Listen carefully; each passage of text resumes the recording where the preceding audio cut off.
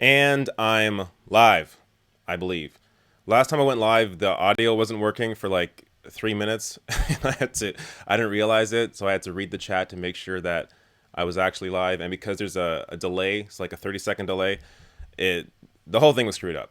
But I think my audio is working right now. It appears to be showing up in the console here. So let's get going. Now, today I'm gonna go. I'm still gonna keep my eye on the chat in case my audio doesn't work. But so I have a few stories I want to go over today. Nothing really too serious, but hopefully interesting. And then I'm gonna have. Wait, here I am right now. I think my audio's working. That's it. I didn't realize it, so I had to read the. It's working. Okay. So as you can see, there's like a minute delay. But all right. So yeah, I have three stories to go over. Nothing too serious, but I hope they're good stories. And I'm going to take some Patreon questions and also some super chats. So if you are on YouTube and you have a question, super chat me away. All right, first up, let me see. First, before I get into any real stories, I want to give a shout out to Anna Kasparian. So she has a great new segment out on Dave Rubin. She does a wonderful job taking down Dave Rubin. And she used a clip of mine in her video, which I thought was awesome. So she even asked me ahead of time if she could use it. And of course, I obliged. So check out her video on that. It's about a 10-minute takedown. And she knows Dave Rubin best. She worked with him. So she is better than anybody to be able to really take down who Dave Rubin is and expose him. And she did just that. So check out that video after this live stream. Now, so let me get to Trump. Now, I don't talk about Donald Trump very often on my channel, and it's largely because he is covered so often in other places. So whether it's, CNN, MSNBC, Fox News, though I wouldn't say Fox News is actually it's actually very critical of him, but the Young Turks, most progressive shows, everybody covers Donald Trump, and I don't really have anything to add to the conversation. But this, I, what I love about Trump, I shouldn't say love. What I love to hate about Trump is just how blatant of a liar he is. So I have two clips to play here. The first is in his meeting with Putin, and what he says about Russia's potential involvement in the election, and then skip to the next day where he completely backtracks and pretends like he didn't actually say that. So first, let me play this clip. It's about a minute and a half long of what Trump initially said when he was standing beside Putin. Would you now, with the whole world watching, tell President Putin, would you denounce what happened in 2016, and would you warn him to never do it again? So let me just say that we have two thoughts. You have groups that are wondering why the FBI never took the server. Why haven't they taken the server? Why was the FBI told to leave the office of the Democratic National Committee? I've been wondering that. I've been asking that for months and months, and I've been tweeting it out and calling it out on social media. Where is the server? I want to know, where is the server, and what is the server saying? With that being said, all I can do is ask the question. My people came to me, Dan Coates came to me, and some others. They said they think it's Russia. I have President Putin. He just said it's not Russia. I will say this. I don't see any reason why it would be, but I really do want to see the server. But I have confidence in both parties. I really believe that this will probably go on for a while, but I don't think it can go on without finding out what happened to the server. What happened to the servers of the Pakistani gentlemen that worked on the DNC? Where are those servers? They're missing. Where are they? What happened to Hillary Clinton's emails? 33,000 emails gone, just gone. Okay, that was enough of that. So you get the gist of it. Now, the quote in that I want to focus on here is when he said, quote, "I don't see any reason why it would be Russia." So that's what he said. He's asked about, are you going to now concede that Russia was involved or not involved, but tried to interfere in the election. Now, look, we can have a whole other debate about how much interference there actually was and how much it affected the election. Honestly, I don't think it had much of any effect on the election, but that's not what I'm focusing on here. What I'm focusing on here is just a straight up lie. So here in this clip, he said, I don't see any reason why it would be Russia. Now look what he says. I think the very next day, or it was 2 days later, but no, I think it was the next day. So in that first clip, he said, I don't see any reason why it would be Russia. Now look at what he says. I have full faith and support for America's great intelligence agencies, always had. And I have felt very strongly that while Russia's actions had no impact at all on the outcome of the election, let me be totally clear in saying that, and I've said this many times, I accept our intelligence community's conclusion that Russia's meddling in the 2016 election took place. Could be other people also. There's a lot of people out there. There was no collusion at all. And people have seen that, and they've seen that strongly. The House has already come out very strongly on that. A lot of people have come out strongly on that. I thought that I made myself very clear by having just reviewed the transcript. Now, I have to say, I came back and I said, what is going on? What's the big deal? So I got a transcript, I reviewed it. I actually went out and reviewed a clip of an answer that I gave. And I realized that there is a need for some clarification. It should have been obvious. I thought it would be obvious, but I would like to clarify just in case it wasn't. In a key sentence in my remarks, I said the word would instead of wouldn't. The sentence should have been, I don't see any reason why I wouldn't, or why it wouldn't be Russia. So just to repeat it, I said the word would instead of wouldn't. And the sentence should have been, and I thought it would be maybe a little bit unclear on the transcript or unclear on the actual video. The sentence should have been, I don't see any reason why it wouldn't be Russia. Sort of a double negative.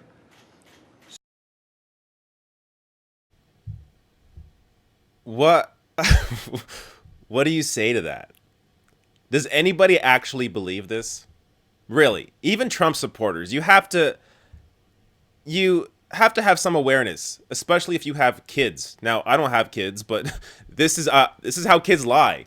I remember being a kid and lying about things, and this is the kind of lie you would tell.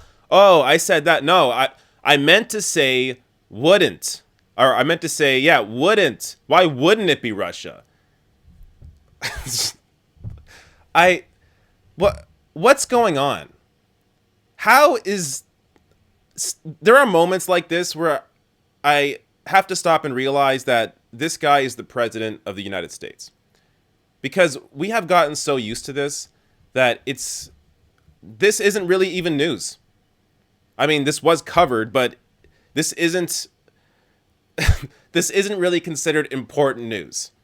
Just simply because of how often Trump is like this. This is who he is. He lies all the time. So another lie is just another lie on the pile. But this is one that is just so obvious.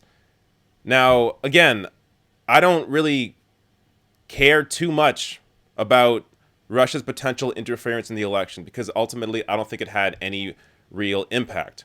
That said, whether you think there was interference or not, you should clearly be on the side of wanting to protect the elections and ensuring that there isn't interference into future elections. Now, again, I feel like every time I have to talk about this, I have to also remind people that, corporations are embedded in elections, in the election process. Money is embedded in the election process, and you can say that corporations have stolen many elections, and how is that any better than Russia potentially interfering in an election? And I would agree with you. They're both terrible. But at the same time, you can't play this whataboutism game to infinity. You have to, at some point, focus on the task at hand. And yes, there are many things to focus on, but it's okay for people to focus on this Russia story. It's perfectly fine. Now, it's not my thing, but it is important, and it is important to find out what actually went on here and just how deep the corruption goes with Donald Trump. Now, let me oh, there's one thing I wanted to add, just because it was another part of that clip that was so funny. This is just in Trump's infinite stupidity. He says there was no collusion, there's no collusion, and they've said that very strongly. Many people have said that very strongly. What is this even? Who talks like this? They said that very strongly. Well, if they didn't say it very strongly, then I would have thought collusion, but Trump said that they've said it very strongly, so no collusion. It's mouth vomit. Or word vomit. There is nothing that he's actually saying here. But okay. Let me take the first couple patron questions. I scanned them a bit, or I scanned these first two a bit because I prepped something for it. So this first patron question, here we go. This is from Nathan Gleason. Did you see yesterday's TYT post game where Anna called you a cutie? I did, in fact, watch that. Now, it was funny. So last night I was watching videos as I normally do. I watched the TYT post game as I normally do, and Anna brings up. So I messaged this guy from this progressive YouTuber from Toronto, and I was like caught off guard. I was like, wait, what? And then she starts talking about how she thinks I'm a cutie. I was like, whoa, this is so weird. So I've watched the Young Turks for a while. I mean, at least since 2012, 2013. And it's just surreal to have somebody that I've watched on YouTube for years, first of all, know who I am, and then call me a cutie. It was kind of crazy. And then, so the next question here is followed up by Angela saying, that's a good question. Are you aware you're a cutie? Now, look, I'm really bad at taking compliments, and let me show you why. This is the thing I prepped. This is what I used to look like. That's me in high school. So from left to right, so top left, grade 9, top right, grade 10, bottom left, grade 11, bottom right, grade 12. Maybe you think I'm a cutie here, but I don't think I am. And so for me to start getting compliments now is weird. And I really don't know how to respond to it, but I think it's great. And yeah, that's all I got to say. It was cool. Okay, now let me get to maybe a more serious question. So this is again from Patreon. This is Greg Turk. Says, I'm a mental health therapist who works for a government-funded health team, mostly serving lower-income individuals. What is the likelihood / how long do you think it'll be until my role is removed due to forward policies? Keep up the good work. Okay, so this is concerning Doug Ford in Ontario. So Doug Ford, if you don't know, is the new Premier of Ontario. He is the leader of the Progressive Conservative Party, which, don't let the name fool you, is a conservative party. And Doug Ford has been screwing things up. He's been doing so much that I thought I would be able to handle it on my channel. I thought I would be able to cover all the stories because I didn't think there would be that much. But no, he was sworn in on July 1st, and there has been just an unending stream of.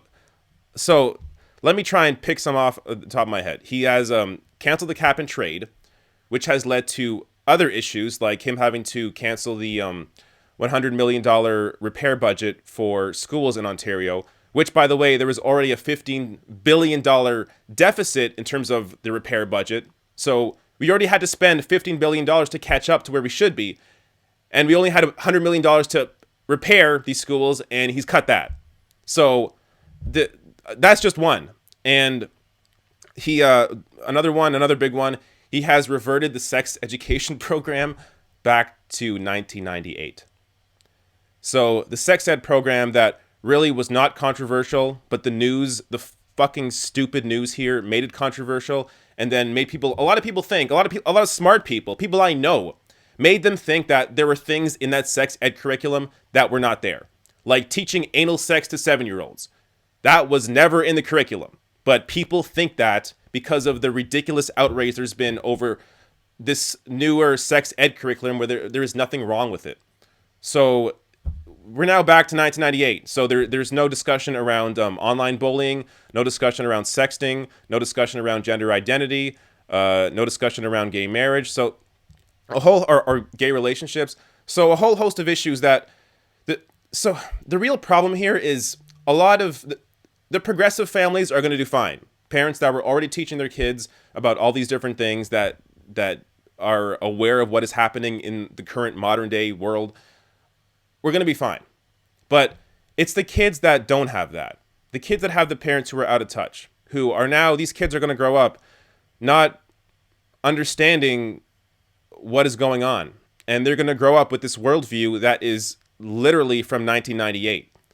And when they're faced with, gay couples or gender identity, they're going to have their minds blown. And it's going to be a lot harder to then retrain those people to understand that it's okay. This is about equality. This is about understanding that just because you may not feel a certain way, just because you may not feel male when you're female, doesn't mean that other people can't, and it's perfectly fine. So there's this whole... I really didn't think it'd be this bad with Doug Ford. Now, I went off on a huge tangent here. Let me get back to the actual question.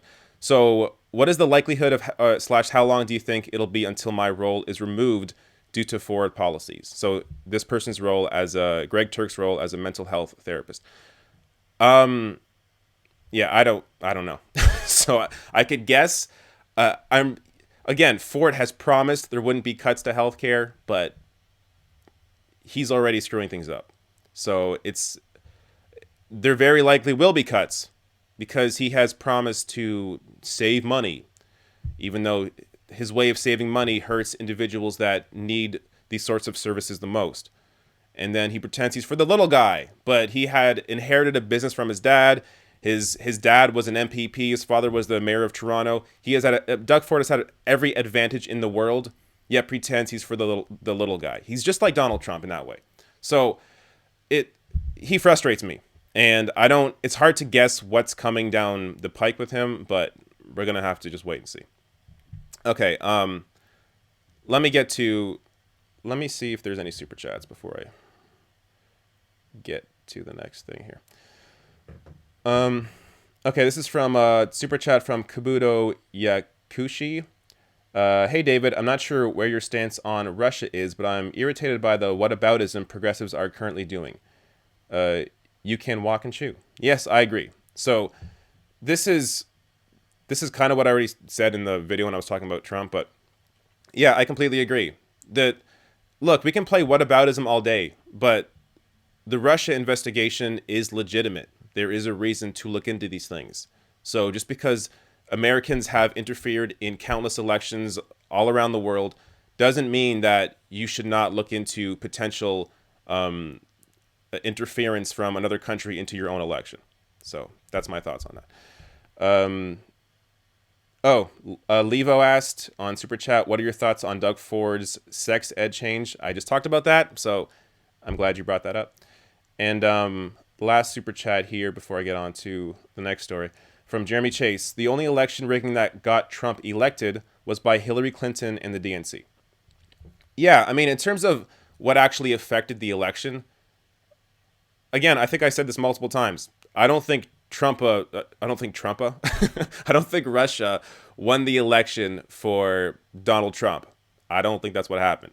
I think Hillary Clinton lost the election to Donald Trump. So I completely agree there. Hillary Clinton was the wrong candidate. The DNC was clearly pushing her over Bernie Sanders, which ultimately was an obvious mistake.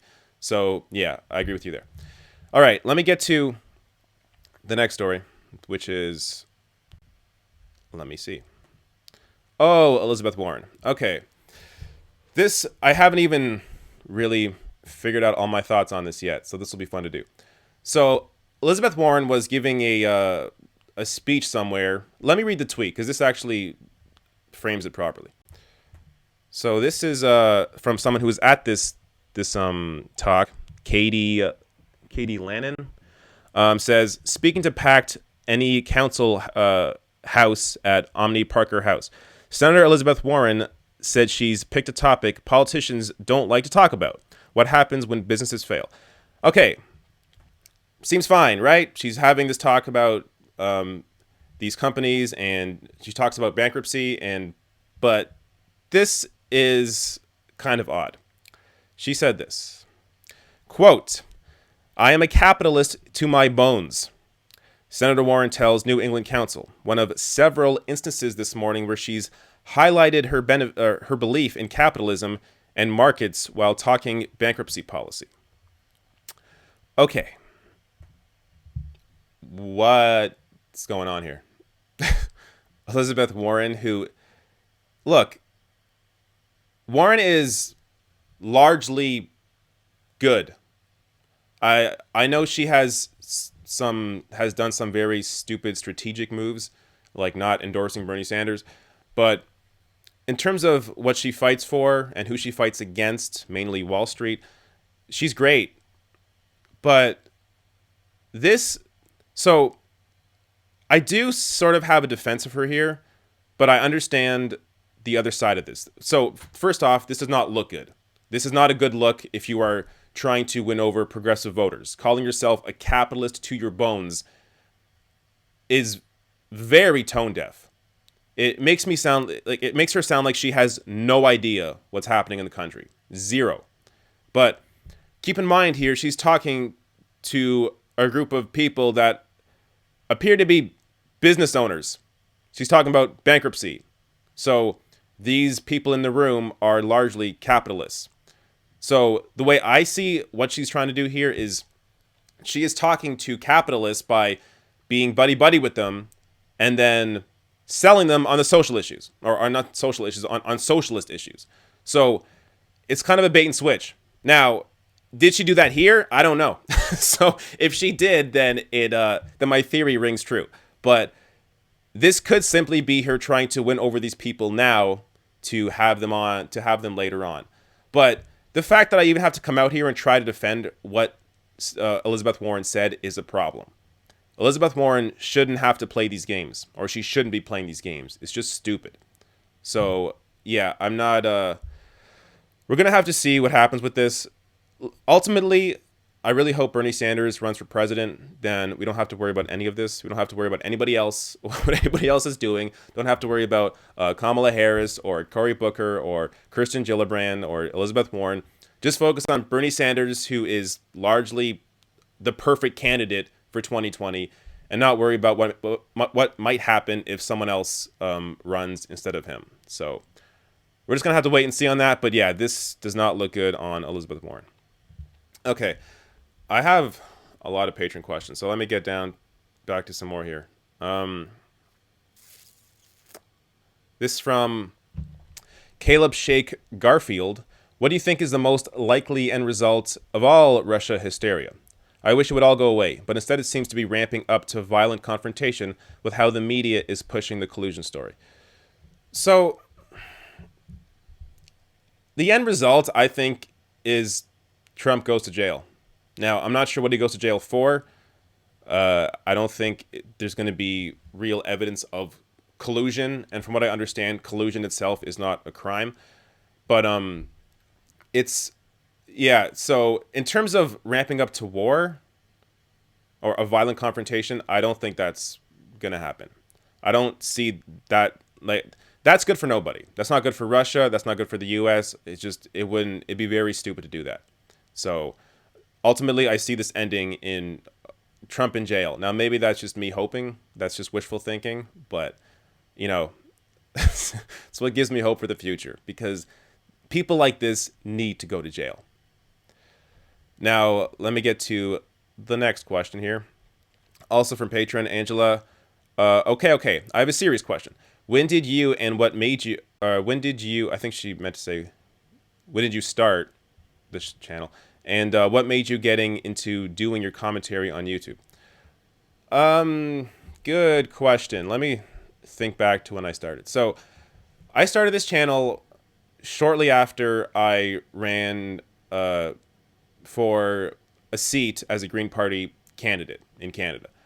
So it was a few months after I did that. I was sort of, I had been politically engaged for a while in terms of following what's going on, and then I really got engaged when I started to actually run. And then after running, I wanted to still talk about these issues, and I had nowhere to do it. And I had, followed channels like the Young Turks for a while, and channels like Secular Talk, and I think Mike Figueredo was just starting out then too. So I'd been watching all these videos, and I have a background in video production and could do this myself. And I began to learn that I also enjoy being in front of the camera. So it all sort of came together, and it gave me an ability, it gave me an outlet to talk about politics and to, and to sort of find myself in a career, because I had jumped from career to career, that jobs I had not enjoyed. I had worked in an office building in marketing for, this is funny, I got laid off from the same company twice because of mass layoffs. So I worked for this company for about 3 years. I was laid off after a year and a half. Then they wanted me back 6 months later, and I had no job still, so I went back. And then they laid me off again a year later. So I had sort of a sour taste in my mouth from marketing and from working in an office and working for a massive company. It was a fairly big company. It was a tech company. And I was just done. And I wanted to actually feel like what I was doing mattered, and that I was having some effect on people in some way and doing good in the world ultimately. So I found that through this, and here I am. So I guess that's how it all started. Let me get this, see if there's more super chats. There is. Okay. A super chat from Message Redacted. Cool. So there's no question there. This one from Ruben Garcia. Did the skeptic assholes help contribute to Doug Ford changing the sex ed laws? A while ago, some said trans rights would help legalize pedophilia. Yeah, it's so Doug Ford, he has a contingent of social conservatives that are supporting him. And yeah, they actually, the social conservatives is what helped lead Doug Ford to actually winning the leadership race to become the leader of the PCs. And ultimately, because of that, is why he eventually got, why his party eventually won, and him as leader became premier. So yeah, I think absolutely. I'm not sure if that's what you meant by skeptics, but that's the social conservatives is what ultimately spearheaded all of this. Anything else? No. Okay. Let me let me do my last segment here, and then I'll just take all the questions. Okay. What is my last segment? Oh, this is a fun one. So I actually shot a video on this yesterday, and I thought, you know what? It'd be more fun to do this live. So I'm doing it live. All right. So Elon Musk. Now, some of you like Elon Musk, like him quite a bit. I've noticed that online. I've noticed when people have criticized Elon Musk, it's all, no, he's misunderstood. Elon Musk is actually a good guy. Look, I get it. As I said earlier, I worked in the technology industry. I follow technology. I understand the love of technology. I think Teslas are great. I think SpaceX has done great things. But you have to be able to separate the business from the leader of that business, from the individual. So let's go. Let me cover the story here. So I covered earlier this week. I covered Elon Musk donating to the Republican Party, which I thought to be hilarious, considering he considers himself to be a humanitarian. But here is so this story is about Elon Musk and his attempt to help the kids in Thailand with his mini submarine. Now, if you guys don't know this story, I'm not going to break it down, so hopefully you know it. But to give you a quick overview, Elon Musk went to Thailand when those kids were stuck in the cave to help them with his invention, a mini submarine that would help get them out of this cave.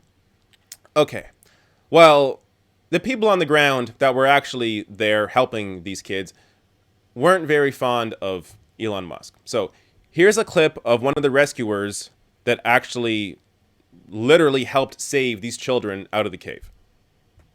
What are your thoughts on Elon Musk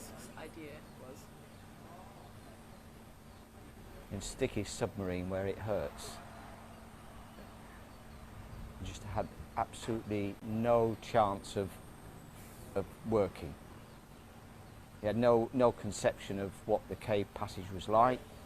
The submarine, I believe, was about 5'6" long, rigid, so it wouldn't have gone round corners or round any obstacles. It wouldn't have made the first 50 metres into the cave from the dive start point. Just a PR stunt. But he went into the cave on Tuesday. And was asked to leave very quickly. And so he should have been. All right. Now, he should stick his submarine where it hurts. Now, look, I get it. This guy sort of went after Elon Musk. He did go after Elon Musk. But at least it seemed like he had a legitimate reason to. Remember, this is a guy that actually literally helped these children out of the cave. And he thought that this whole thing Elon Musk was doing was just a PR stunt. Now, Elon Musk saw this tweet, or this video, and replied with a tweet. You know what? Don't bother showing the video. We will make one of the mini sub-pods going all the way to K5, no problemo. Sorry, pedo guy, you really did ask for it. And then he follows that up, responding to somebody who questioned whether he should call this guy a pedophile, saying, betcha a signed dollar it's true. Elon Musk is a child. Look, again, you could like Teslas. You could like SpaceX. You could like the stuff that they're doing. You could even think that Elon Musk is helping people, is helping the environment. But you also have to be able to recognize that here we have a dick. This is a guy that can't take any criticism. Now, if you thought, okay, well, but David, he was attacked, so of course he's going to come back. Well, how about this? So let me read through this story here. But while so I can't pronounce this guy's name, so let me just call him Neyron. But while Neyron, the head of the Joint Command Center coordinating the operation, acknowledged Musk's offer, he said that the mini submarine would not have been practical for the cave rescue. Quote, even though their equipment is technologically sophisticated, it doesn't fit with our mission to go in the cave, Neyron told reporters. So that seems like a very, simple statement, just saying, he had very sophisticated technology, but it just wasn't going to work for this rescue mission. Here's how Elon Musk responded. In response, Musk said that Neyron was, quote, not the subject matter expert, adding that he believed he had been inaccurately described as rescue chief and should be more accurately referred to as the former Thai provincial governor. Okay, so this guy wasn't even criticizing him. And he comes out and acts like Trump. Well, this guy's not actually the chief there, so it's somebody else. Like, really, dude? Just let it go. Just be. You have put yourself out there as a public figure. You are a billionaire. The least you could do is take a punch. Just let it go. And this wasn't even a punch. So it shows you how thin-skinned Elon Musk is. Now, after this whole pedo remark, this is what happened. Tesla stock down more than 3% at closing after Elon Musk called British diver who rescued Thai soccer team a pedo and was unmasked as a top donor to a Republican PAC. Now, that isn't all that surprising. And what's even less surprising is the reaction that Elon Musk had after his stock dropped. Elon Musk kind of apologizes for calling Thai cave rescuer a pedo. So this was today. So after this stock went down, he comes out and apologizes. Now, I read the full apology. It's not a great apology. I don't have it ready here. You can go check his account if you want to read it. But this is what happens. When you have a child like this running a company, running his mouth, this is going to negatively affect the company. And look, I haven't even mentioned the other actual criticisms of Elon Musk, like how he treats his warehouse workers, how he's been union busting. So his workers have been trying to form a union, and he has been preventing that from happening. Elon Musk is not a great guy. So again, you can appreciate the end product and still be able to criticize the individual running the company. Okay, I think that's it on that story. Let me now really get to the rest of this. So let me finish the questions here. So let me go back to Patreon. Let's see if I lost my place. So this is from Diana Guzman. I don't think I asked about this. Do you believe with the whole Russia hysteria going on that now more than ever the U.S. needs to be called out for their own blatant corruption and their hysteria and their history of meddling in foreign elections? I personally believe now is the time for America to wake up and realize that the crimes we have committed, realize the crimes we have committed. Blind patriotism is a disease. So, yes and no. I kind of already touched on this, but it's sort of more whataboutism. Now, yes, look, there should be constant reflection on what your own government is doing. It shouldn't be just because of this Russia story. It should be ongoing. You should question every move that the U.S. government makes. So, I think that, the real heart of the question here is, will the media ever focus on that? And if the mainstream media focuses on that, then it becomes a central focus of the country. Now, will the media focus on that? No, because the media is run by large corporations. The media is run by, the very business interests that benefit off of war, as one example. But this is because of the power structures and, who holds control in the media. There's never really going to be any self-reflection in mainstream press. But that's why, luckily, we have other networks that are growing and gaining more viewers that do focus on that sort of thing. So ultimately, if you want the vast majority of people in the country to focus on the crimes that America has committed, it's going to be hard to do so unless the mainstream news actually focuses on that. Now, the next question. Let me see if there's any more super chats. I don't think so. Okay, the next question from Cesar Cantus or Cesar Cantua. I'm not good with names, guys. Do you think there is a correlation between these pointless meetings with the world leaders and unpopular legislation or nominations? I believe they just nominated Scott Hutchins from Dow Chemical to oversee the science division of the USDA. Do they take the opportunity while everybody is distracted? Or do you think it goes deeper, premeditated? This is one I would have to think about a little longer. It could be a combination of both. So, the issue here is that there's constant distraction. So you could say that the Trump administration is doing all these things while people are distracted. But yeah, people are continuing to be distracted every day. There is always something. Trump is always tweeting something stupid. There is always some story happening that is going to take away from any policies or any nominations that are going on. Unless it's a larger nomination like a Supreme Court nomination. So I don't know if it's intentional, but it's definitely helping them be able to get these sorts of things through, just because there is so much news and it's impossible to really siphon through it all or cipher through all of it. Siphon? You know what I'm saying. Okay. Next question here, which I think is the last question, unless I reload the page. Actually, I think there's more questions. Let me just reload the page here.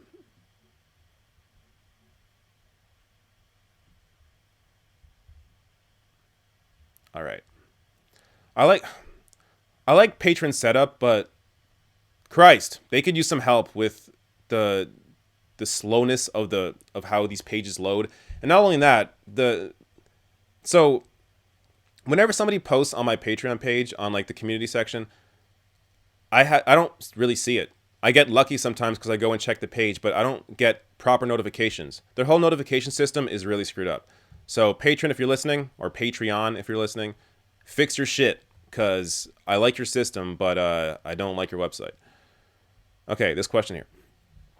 Kamali Rose, have you considered running for Ontario Premier under the NDP or maybe even Green Party? Pretty sure the only cure for right-wing populism is strong left-wing populism, which you espouse and articulate so well. That plus you being such a cutie. Apparently, a millennial leads me to believe you might be the best hope for Ontario, unless May is down to make a run. One of you could be the Canadian Alexandria Ocasio-Cortez. Okay, let me get to the heart of this question. Have I considered running for Ontario Premier? No. So, you may not be Canadian, but to be the Premier, you have to be the leader of a party. So the leader of the NDP right now is Andrea Horwath, and Mike Schreiner is the leader of the Green Party. They are both fantastic people, and they have been in their respective parties for quite a while. So they have earned their spot. So I would never run as the premier because you can't really run as premier. You have to be the leader of the party. But would I run as a potential MPP in one of these parties? Maybe in like 30 years. Because, look, I enjoy what I'm doing right now. And I ran as a candidate once, and it takes up all your time. And you're always on someone else's schedule. You're always answering phones. You're always answering emails. There is so much to do all the time. You have to be educated on every issue, which can be tough because there are a lot of issues, a lot of details to all these issues. And you want to be able to actually be educated on what is going on. So it takes a lot of time to, in terms of research, in terms of answering people's questions, in terms of going to these events. It's not for me right now. Maybe when I'm older, it's something I'd want to do, but I really enjoy doing this. So not something I plan on doing. And I fully support Andrea Horwath and Mike Schreiner right now as leaders of their respective parties. Now, also, yes, I am a millennial. So there's that. Super chat. This one here. So super chat, Caleb Lane. What is your opinion? By the way, thank you all super chat people that have given money. You are awesome, and you help keep this channel going. Caleb Lane, what is your opinion on socialism and capitalism? Which system do you more identify with? So, right now, I sort of consider myself to be a social democrat. Now, social democrat, or as many people have been describing it, democratic socialism, though democratic socialism is essentially socialism, so it's not really social democracy, but what I'm talking about is a system like in the Scandinavian countries. So where there is a healthy dose of socialism holding people up, like healthcare, education, of course, roads, bridges, education. So there should be that in place. I think we should all expect a certain basic standard of living and have that through the government. Now, on the other side of that, I do think that capitalism has a place. I mean, just to be honest, I like clothes and I like phones and I like tech and I like cars. So I enjoy all that stuff and I think it has a place. And look, I likely wouldn't be doing this if it wasn't for capitalism. So it has a place in the system. Now, some of you out there may be socialists and see a way for this sort of thing to still exist. But look, that's why for me, social democracy makes the most sense. A healthy dose of both socialism and capitalism where it makes sense, I think, to me, makes the most sense in terms of building a society that works for everyone. Let me get to the last super chat here, unless more come in. From Ben George, what cryptocurrencies do you own or recommend? Zero. I don't do cryptocurrency. It's too much. It's too much for me to look. I feel like there's more barriers to cryptocurrency in Canada than there is in other countries as well. Maybe there isn't now, but a few years ago when I started to actually research it and try to get into it, it seemed really tough for me to find any sort of way to actually acquire Bitcoin and transfer Bitcoin into money. The whole process just seemed, it was too complicated at the time, and I just have too much going on right now.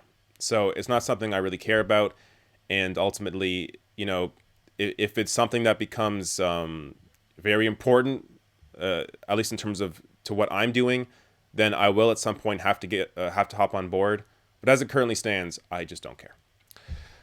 Okay, question here on Patreon.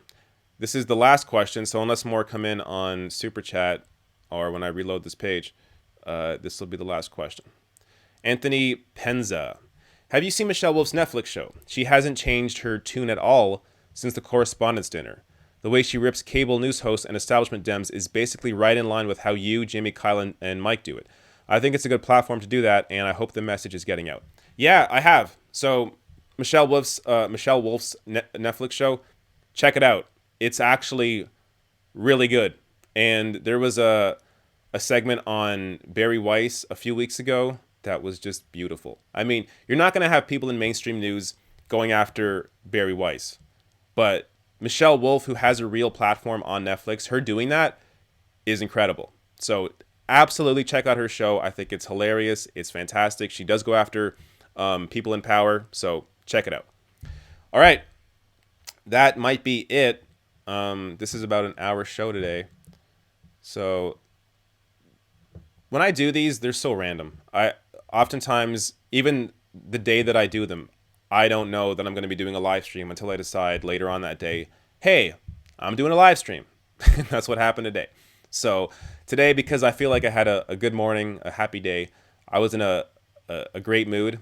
So I thought it was a good day to do a live stream, and I'm glad I did. But it's over now.